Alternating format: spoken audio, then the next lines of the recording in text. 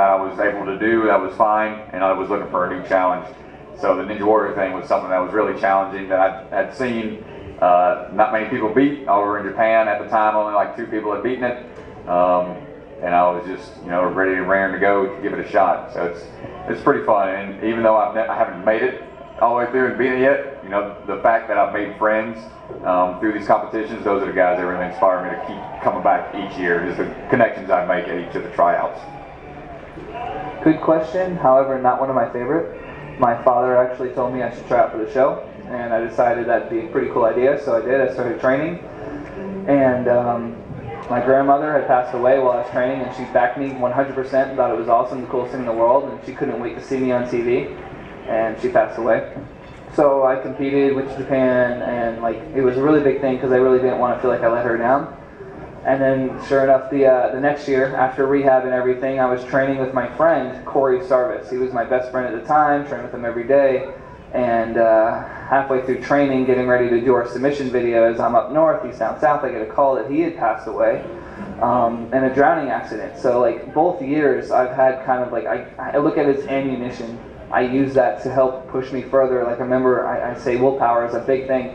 And when I've got people relying on me that, who can't, or they're in my mind, and they're helping push me further than I want to go, even when I want to quit. Well, I've got people behind me that are telling me to go further and push yourself harder than ever.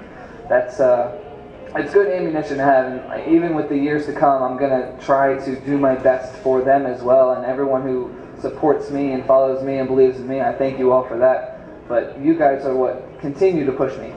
And if it weren't for you right here making me nervous as all hell, because I hate public speaking, then it wouldn't be the same. It really wouldn't. Because without you guys putting the extra pressure on me, I'd just be treating it like it's just something fun to do. But now it's well, I want to be the first. I want to prove to everybody here that I am going to be the first American Ninja Warrior. So keep cheering for me, and yeah.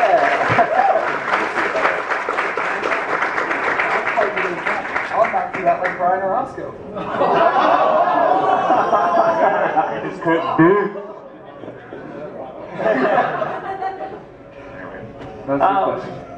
Yeah, I've been watching Ninja Warrior for quite a while, and I was always one of those guys that sitting on the couch that'd be really cool to do, but man, no way I could get in shape or be interesting enough to be on the show. And yeah, Drew was a big push in the right direction for me. He, when like I said, we met him a couple weeks or a month or 2 after he got back from Japan and his leg and everything like that. And I met him in crutches, and he's still flipping around and doing stuff his doctors definitely told him not to. But it's definitely a life-changing thing to compete on the show. The most important thing to me that has come from competing on the show is definitely the friendships and the camaraderie you get from these some of the greatest people you will ever meet. Drew and Ryan, they will do anything to help you out, and it's just why would they go out of their way to help little old me, computer technician from Florida, compete and get ready for this show? But because you're awesome.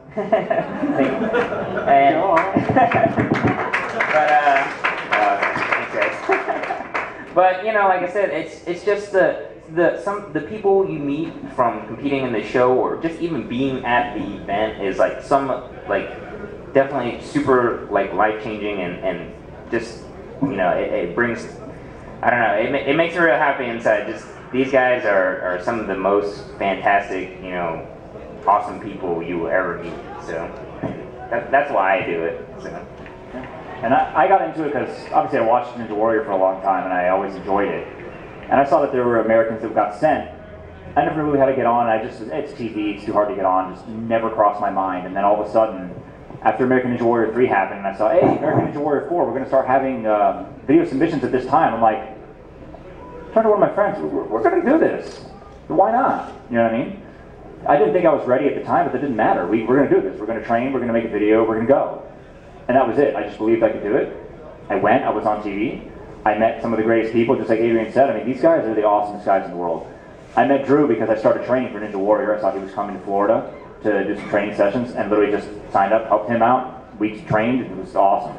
You know, he motivated me a lot more than I already was motivated, just by getting better. And next year, we're just going to kill it. And that's it.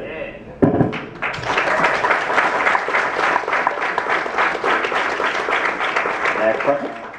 So which obstacle do you each hate the most?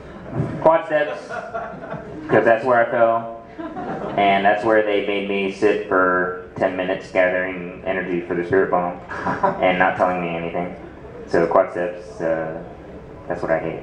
But also the salmon ladder, because that's really hard.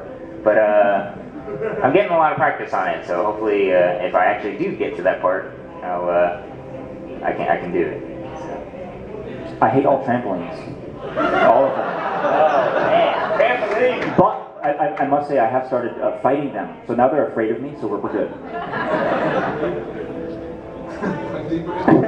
Probably the bungee bridge, since that's the one I fell on this year. But it varies. I mean, from year to year, you don't know what you're going to face, and you don't know which obstacle is going to throw you off. So you just got to try to prepare for all of them. So it's definitely a tricky thing to train for. I hate every single obstacle out there because even doesn't matter how much training you have on it, the slightest mistake, you're in the water, you're going home, end of story, wait a year, thanks again. And it can happen to anybody. Anybody. Smallest obstacle, doesn't matter. It doesn't matter how good you are, smallest obstacle and the tiniest mistake, that's it, game over. So every obstacle out there, you treat it like it's your worst enemy and you attack it and try to do the best you can. Time for only a couple more questions. You've had your hand up for a while. What advice would you give for females looking to try the course? I mean, I know that a couple of females have tried the last couple of times, and I know that the women of Ninja Warrior and Sasuke, they had a lot of like Olympians and hardcore females really make it far there. But women haven't really made it past the first stage here. And I mean, what advice would you give for them? I mean, I know the jumping and on the trampoline and the net has not a lot of women out because they can't hold on or they can't have hard on. What would you advise them to train on to make it further than even able to so far? First of all, one, do not think that it's going to be any harder for you than anyone else, because you thinking that it's going to be harder for you as a female than a male, that's going to make it a little harder in itself. So you have just as much chance as any one of us up here. Like I said, train for it. My therapist, Joyce, she beat her husband. That's amazing. I am so happy that happened because... Oh, right. He's going to see this and he's going to Mark's going to be like, no, why did I'm you so say happy that, that she beat her husband because she's not as big or as strong as he is, but she had the focus and she actually did well, and she was one of the first female actually to pass the jump hang. So it is possible. It is very possible for any female to train for it and get past the first stage, second stage, third stage. It's just that females are automatically discouraged because they think it's a male-dominated TV series, is what it is. How many girls actually think that you can't do it because you're a girl? That's ridiculous. You train for it just as much as we do and just as hard as we do, and I'm not saying we as in guys, I just mean us in general. You can be right there. I know my therapist, Joyce Shabazz, she trains all the time. She does rock climbing, she does swimming, she comes to my parkour classes, she has fun with it, she's constantly challenging all the other males in the gym and just showing hey, listen, I got this and I'm better than you. And that's the attitude it's going to take for you to get past the first stage. We have time for a couple more. All right, I think that back there. No, yeah, you. Do you guys get to do a test run of the course before it actually counts? I wish. Nope. We get to watch other people fall or complete it. We can't even touch anything. They take you up to an obstacle, say, here's the salmon ladder. You can use your hands, you need to navigate up the rungs, you need to hit these rungs, you can skip, you can't skip, you can't use your feet, you go to the next obstacle, that's it, you're done. Does everyone understand the rules?